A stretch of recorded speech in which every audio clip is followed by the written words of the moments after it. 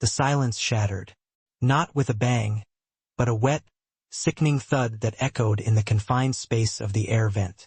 My breath hitched, tasting metallic dust and the acrid scent of something burned. My eyes, crusted with sleep and fear, snapped open to the absolute blackness, straining. The cold metal pressed against my cheek, my knuckles raw from trying to pry the grating open. I'd been hiding for hours, ever since the sirens had started, ever since the screams. Now, that sound, so close, so horrifyingly human in its finality, meant he was here. He found her, or them, and I was next. Every instinct screamed move, but my muscles were locked in a rigor of terror. The air grew heavy, thick with the scent of ozone and something else, a sweetness that turned my stomach. The drone, a low, guttural hum that had been distant, was now right below me.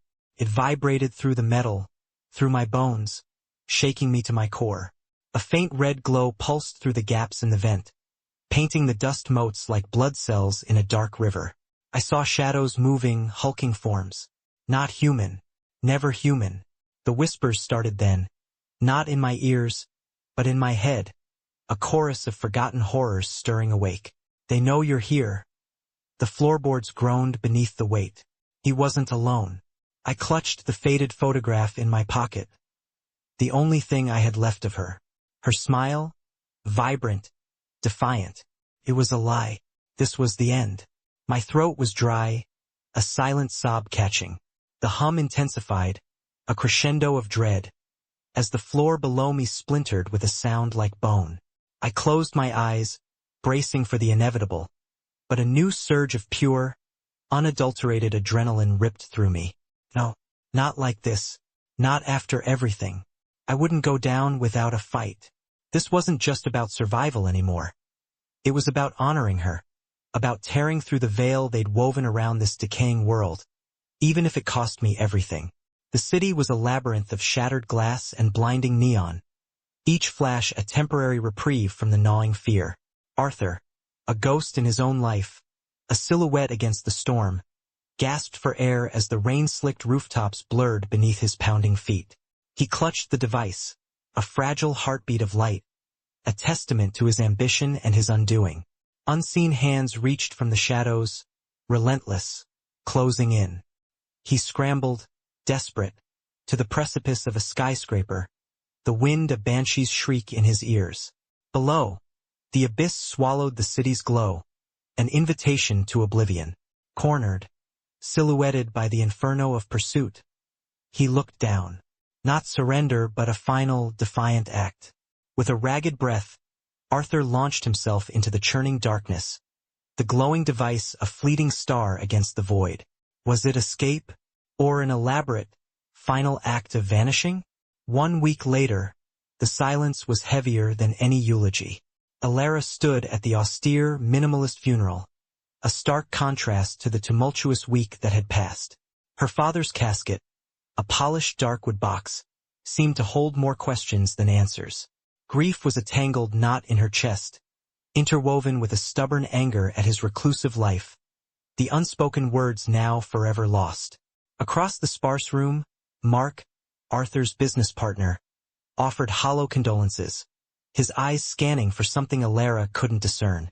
And in the corner, Anna, Alara's mother and Arthur's ex-wife, watched with a knowing, distant sadness, a silent oracle to the storm brewing beneath the surface of their quiet despair. The air was thick with unresolved mysteries, a prelude to a story just beginning to unfold. Precisely 7 days after Arthur's impossible fall, the digital world stirred. Across the city, in 3 separate, unsuspecting lives, a pre-scheduled text message pinged simultaneously. Alara, lost in the quiet aftermath of the funeral, felt her phone buzz with an unfamiliar urgency. Mark, already plotting his next move in a sleek boardroom, paused mid-sentence. Anna, gazing out her kitchen window, her thoughts adrift, flinched as her device vibrated on the counter. The cryptic words illuminated their screens. The truth is buried where the light meets the shadow. Find the key. Protect Alara. A cold dread unfurled. Confusion, shock, and a dawning, unwelcome sense of destiny settled over them, connecting them in a web spun by a dead man. Alara stared at the glowing words, a cynical laugh catching in her throat. The truth is buried. It had to be a joke, a morbid, elaborate prank, a final, eccentric flourish from the brilliant, reclusive inventor she'd called father. She could almost hear his dry wit, his penchant for riddles and dramatic reveals. Their relationship had been a tightrope walk of strained silences and intellectual sparring, and this felt like one last, bewildering game. She scrolled through old messages, a gallery of unreturned calls and distant pleasantries. Yet, beneath the rational dismissal, a tiny, persistent sliver of unease began to burrow. Arthur was many things, but predictable in his unpredictability. And this message felt different. It resonated with a dark echo she couldn't quite place. Mark, however, saw no morbid joke. He saw opportunity. Arthur's message, cryptic as it was, resonated with the secret project they'd been collaborating on, a venture of immense, world-altering potential. The truth is buried where the light meets the shadow. To Mark, it wasn't a warning, but a coded directive, a treasure map left by a dying man. He reread the words, a predatory glint in his eyes. Find the key. Arthur had always been elusive, but his genius was undeniable, and his final communication felt like a breadcrumb trail to unimaginable power and wealth, the very things Mark had always craved. The mention of protect Alara was merely a detail, a contingency. The real prize, he knew, lay hidden in Arthur's final game, and he intended to win. For Anna, the message was a punch to the gut, a confirmation of her deepest, unspoken fears. Her phone clattered against the kitchen counter, the screen still glowing, but the words were burned into her mind. The truth is buried. Protect Alara. Her face drained of color, a silent scream trapped in her throat. She gripped the edge of the counter, knuckles white, as the full weight of Arthur's secret world crashed down on her. She had always known, always suspected, the dangerous depths he delved into, the shadow figures that flickered at the periphery of their shared past. Now, with Arthur gone, the monster he provoked was surely unleashed. The message wasn't a mystery to her. It was a prophecy of impending doom, a chilling validation of the terror she had lived with for years. Despite her lingering skepticism, an unsettling curiosity gnawed at Alara. The protect Alara part of the message struck a primal chord. Pushing aside boxes of her father's meticulously organized, yet now eerie, belongings, she began a methodical search of his apartment. Every object felt imbued with his presence, every shelf a testament to his ordered mind. She wasn't sure what she was looking for, only that the message hinted at a key. Her fingers grazed the spines of his expansive, eccentric library, until they snagged on an old leather-bound book, its pages yellowed with age. Tucked within its worn cover, almost imperceptible, was a hidden inscription, a coded phrase, childish in its simplicity, yet instantly recognizable. A snippet from a whimsical riddle Arthur had taught her long ago. The first thread in a dangerous tapestry. The coded phrase sparked a vivid, bittersweet flicker in Alara's mind, pulling her back through the years. Quick, intimate flashback. The soft, warm glow of a lamp in Arthur's old study. A much younger Alara, perhaps 8 years old, perched on his knee, her eyes wide with wonder.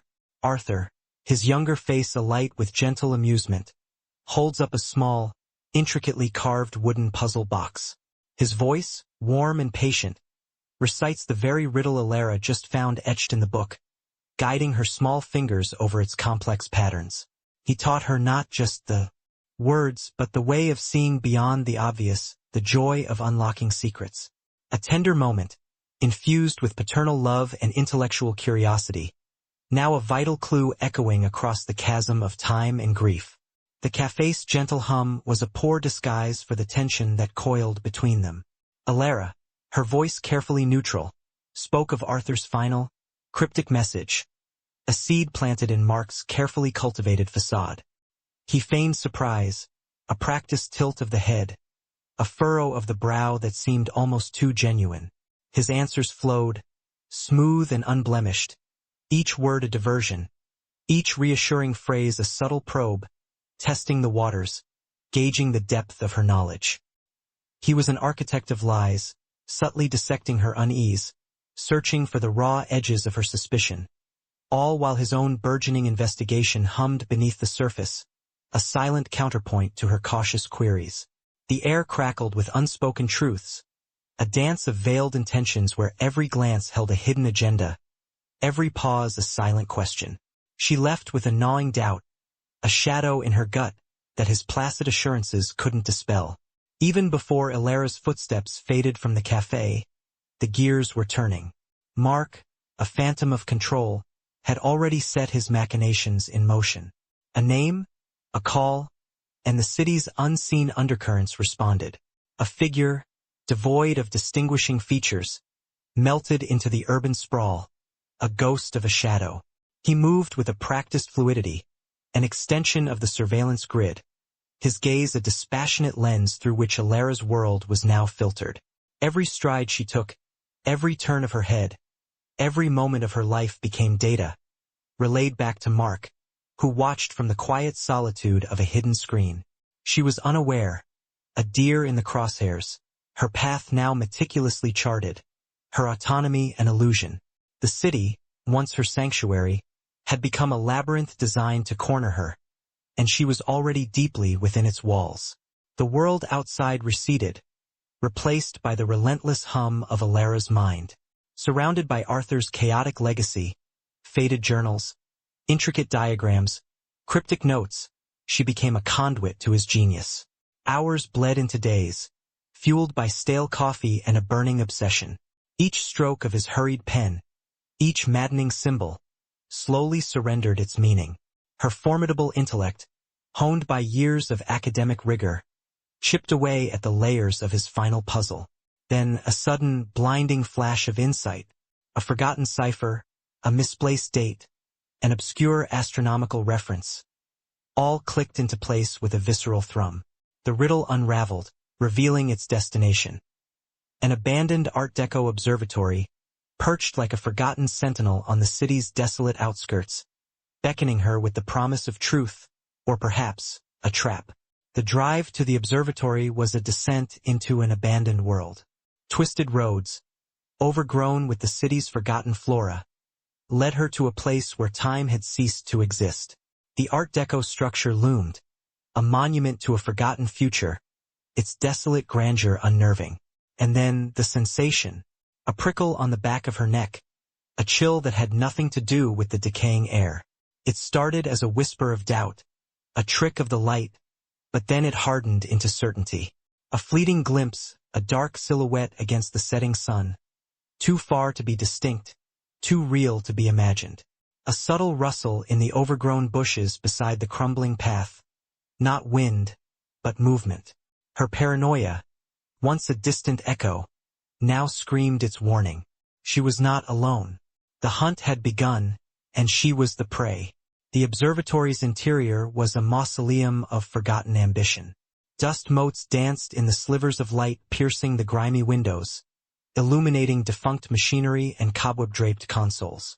Following Arthur's final, ingenious clue, Ilara found herself before the colossal, decaying telescope, its once mighty lens now blind. Behind its rusting gears, hidden beneath layers of grime and neglect, she discovered a cleverly concealed compartment.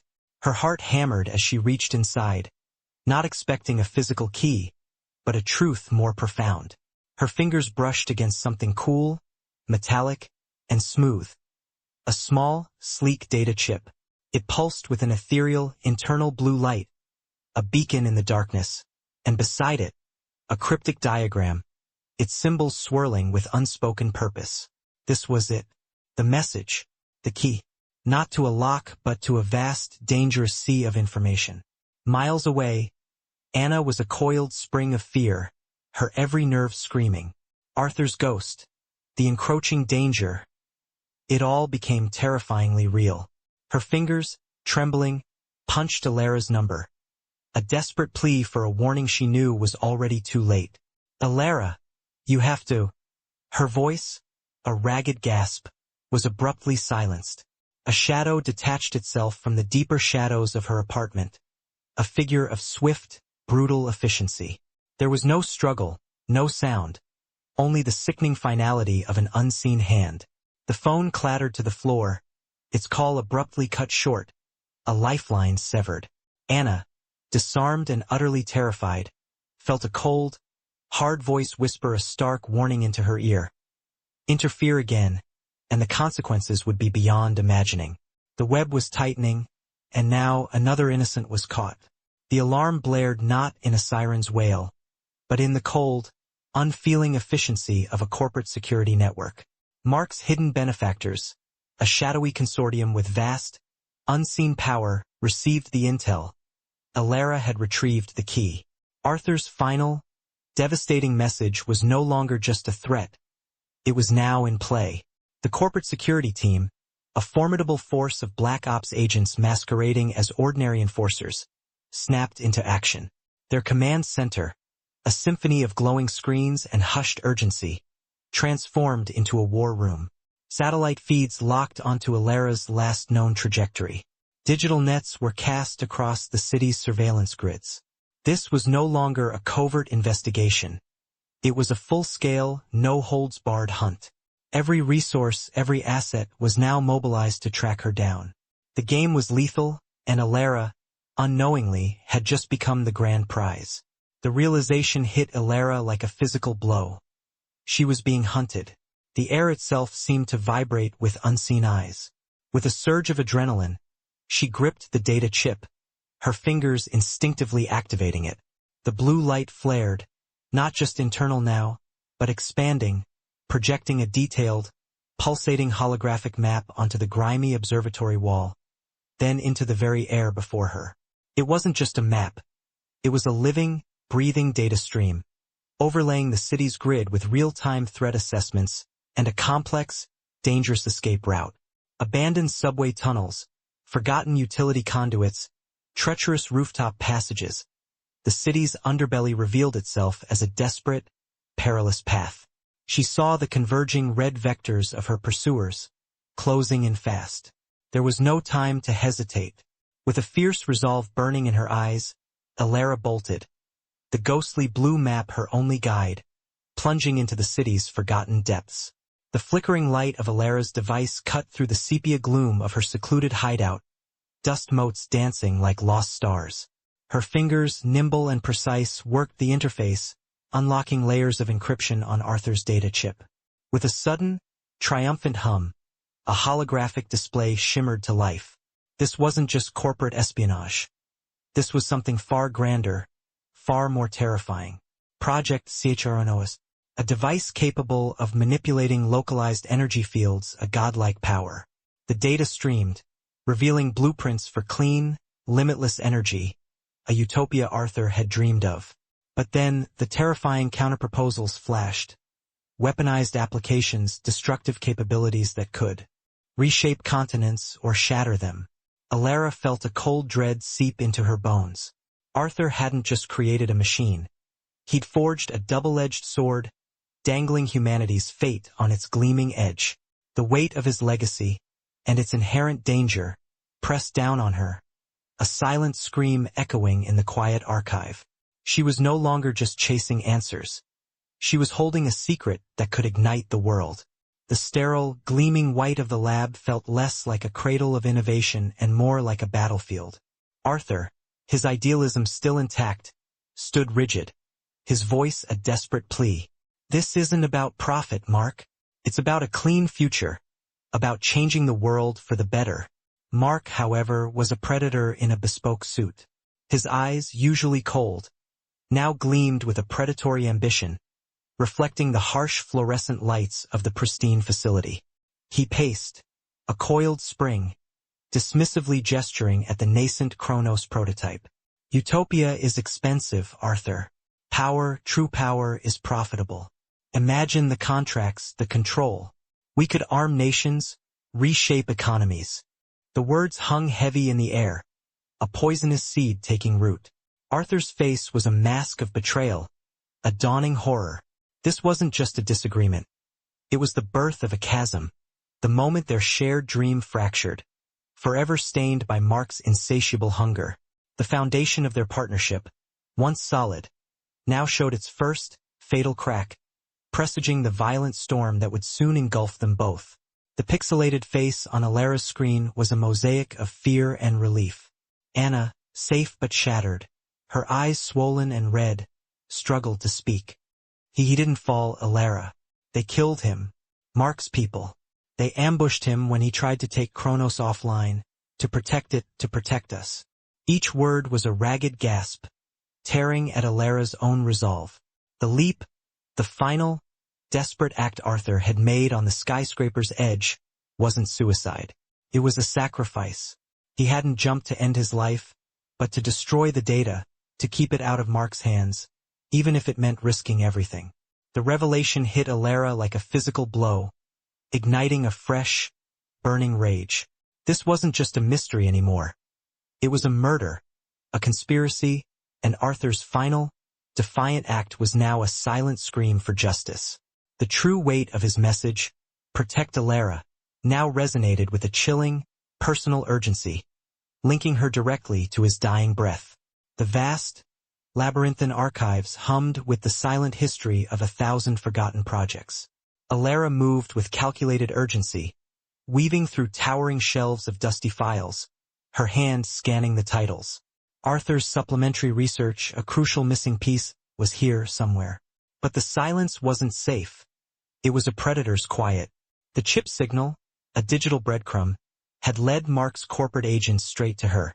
A faint, almost imperceptible click echoed from the far end of an aisle. Then another. They were closing in. Her heart hammered against her ribs, a frantic drumbeat in the oppressive stillness. Trapped in a vault of forgotten knowledge, the air growing thick with menace, Alara became hyper-aware of every creak, every shadow, every shift in the air. The vastness of the place, once a sanctuary of information, now felt like a tomb, each towering shelf a potential barrier or a deadly trap. The hunt had begun, and she was the prey. The metallic clang of an agent's boot grew louder, closing like a trap. Alara's mind raced, adrenaline a searing current through her veins.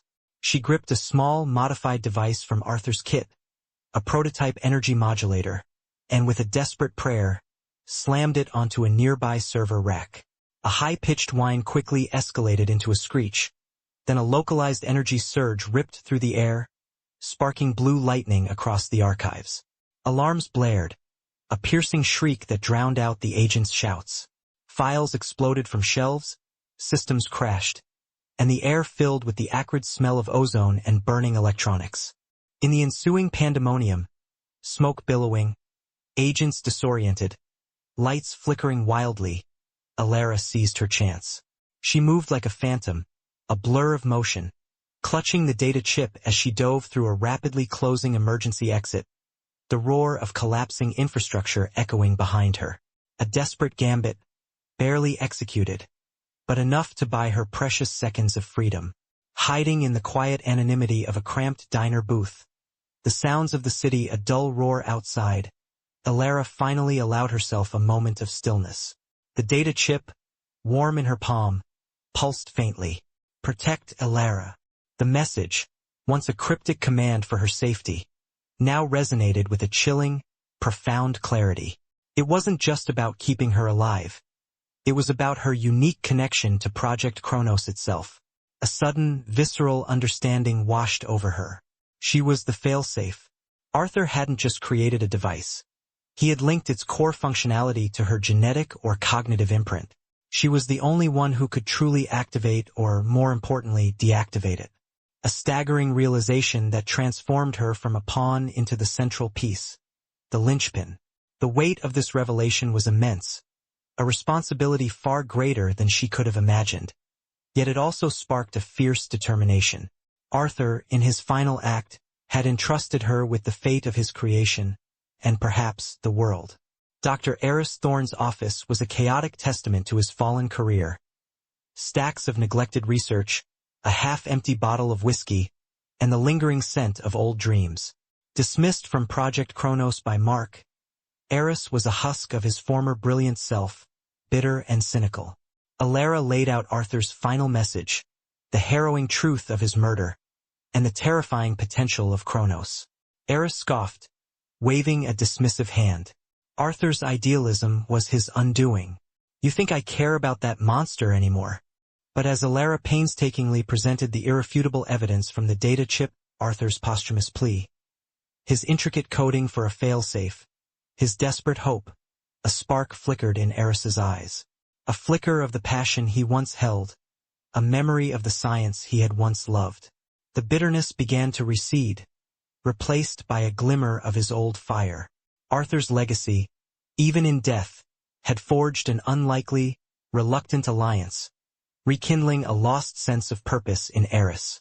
Together, Alara and Eris delved into the final, most complex layers of Arthur's data chip, their combined intellects slowly piecing together the horrifying truth. The holographic projection before them coalesced into a stunning, chilling display. The exact location of the fully assembled project CHRONOS. Not a lab, but a massive, subterranean fortress, heavily fortified beneath a desolate, forgotten landscape. Intricate schematics detailed its immense energy output, its terrifying reach, illustrating its potential for global catastrophe. It wasn't just a weapon. It was an extinction-level event waiting to be triggered. The raw power pulsed on the display, a silent, glowing blueprint for disaster, capable of tearing the world apart at the seams. A chilling silence descended, broken only by the hum of the device. The stakes, already impossibly high, had just soared beyond comprehension. Their mission was no longer just about justice for Arthur. It was about preventing a global cataclysm, about saving humanity itself from the monster Arthur had inadvertently created. The city's neon pulse faded, replaced by the sterile hum of steel and concrete as Alara moved. Every shadow a potential trap, every silent corridor a new layer of the labyrinth. Guided by Eris's disembodied voice in her ear, a steady stream of tactical data, she was a ghost in the machine, a whisper against the fortress's roar. But she wasn't alone. Three figures, echoes of Arthur's loyalty, moved with her, seasoned eyes, silent footsteps, the grim resolve of soldiers who understood the true cost of their mission. They bypassed laser grids with practiced ease, rerouted surveillance, feeds in a ballet of digital misdirection, and deactivated pressure plates with a surgeon's precision. Each breath was measured, each click of a disarmed lock echoing like a gunshot in the oppressive silence. This wasn't just infiltration. It was a resurrection of forgotten protocols, a defiant act against impossible odds, pushing deeper into the heart of the beast that had devoured Arthur. Deep within the facility's bowels, the cold calm shattered. Alara rounded a corner, weapon raised, only to find Mark, a ghost of his former self, eyes burning with a desperate, manic hunger. He was here for Kronos too, a puppet for the very shadows Alara hunted. The air crackled with the static of their confrontation, old wounds festering anew. His attack was brutal, fueled by greed and a twisted sense of self-preservation, a flurry of trained strikes and desperate lunges. Alara met him blow for blow, each parry and dodge infused with the memory of Arthur, the betrayal fresh in her mind. This wasn't just a fight for survival. It was a reckoning, a visceral ballet of broken trust and raw, unbridled fury. The metallic clang of their struggle echoed through the confined space, a desperate dance where only one would walk away with a claim to the future Arthur had sought to protect. Beyond Mark's desperate stand lay the core chamber, a vast, cavernous space that silenced Alara's breath. And there it was, Project CHRONOS. Not merely a machine, but an architectural marvel, a colossal sculpture of shimmering alloys and pulsing energy. Towering impossibly high, intricate conduits snaked across its surface, glowing with an internal light that shifted from deep sapphire to furious amber, a dormant sun humming with latent, terrifying power. Its sheer scale was humbling, its beauty mesmerizing, its purpose profoundly terrifying. A sense of dread mingled with awe, understanding the destructive potential held within its shimmering shell. This was the nexus, the very heart of Arthur's grandest, most dangerous vision, now lying dormant but awake, waiting to be unleashed. Alara stood small before it, a lone figure facing down a technological deity, the weight of the world resting on her shoulders. Then, a voice, smooth as polished obsidian, cut through the hum of Kronos. From the shadows, the true mastermind emerged. Kairos, CEO of the shadowy conglomerate, his presence radiating cold, calculated power. He surveyed Alara with an amused, predatory gaze. In a chilling monologue, he unveiled his ultimate plan. Not just profit, but global dominion. Absolute control woven through the fabric of society, using Kronos as his ultimate weapon. Arthur, he explained, had been a visionary too brilliant, too moral to allow such power to fall into the wrong hands. He'd seen the future Kairos intended to forge, and he'd fought. That defiance, Kairos confessed with a chilling smile, was precisely why Arthur had to be eliminated. His words were ice, a terrifying clarity revealing the depth of their ambition and the ruthless efficiency of their empire. The game was no longer just about survival, it was about the very soul of humanity. As Alara moved to interact with Kronos, a panel shimmered, revealing not a physical keyhole, but a sophisticated biometric interface. The key Arthur had whispered about wasn't an object, but a part of her. A genetic lock, a unique neural pathway, a specific sequence of DNA passed down from her father, Arthur, embedded deep within her very being. It was his final, desperate failsafe, a testament to his genius and his profound love, a lock that only she could open, a power only she could wield or neutralize. The realization hit her with the force of a physical blow, a legacy, a burden, a connection that transcended death. Her touch to the panel wasn't just an action. It was a communion, a final conversation with a father who had known this moment would come, leaving her the ultimate choice. Unleash or silence his most dangerous creation. The chamber erupted. Kairos's elite guards, a torrent of armored figures, swarmed Alara, determined to seize Kronos for their master. But Alara was no longer just a daughter seeking justice.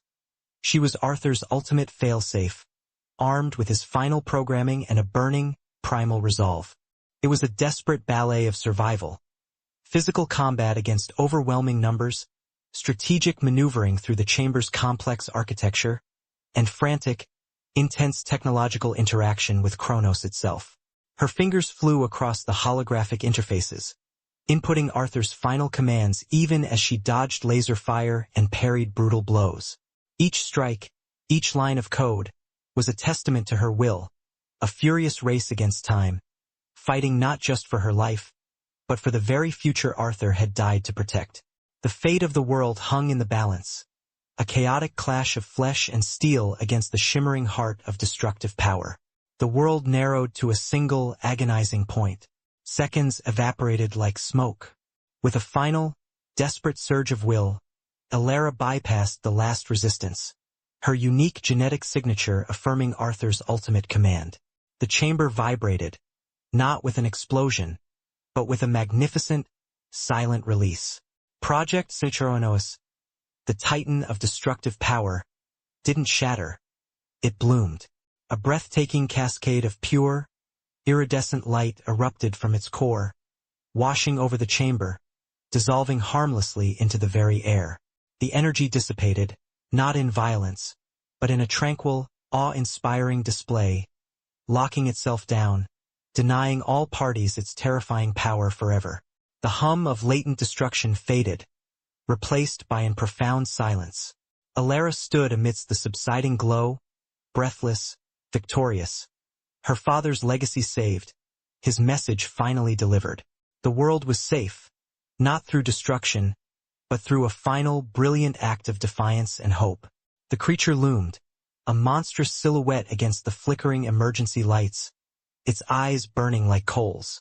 My rifle, battered and low on ammo, felt impossibly light. This wasn't just a hunt anymore. It was an exorcism, a final stand against the nightmare that had consumed my family, my city, my sanity. Its growl reverberated, a language of ancient malice I now understood. Give up. But I saw her face then, not just in the faded photograph, but in the flickering light, her defiant smile. Fight. I emptied the clip, each shot a roar of defiance. It didn't flinch. Then the glint, the weak point, the one I'd been told was a myth, a whisper among the few survivors. A split-second opening. I dropped the rifle, pulling the last resort, the makeshift blade, its edge dull but sharpened by vengeance. With a primal scream, I lunged, not at its bulk, but at the precise, pulsing weakness.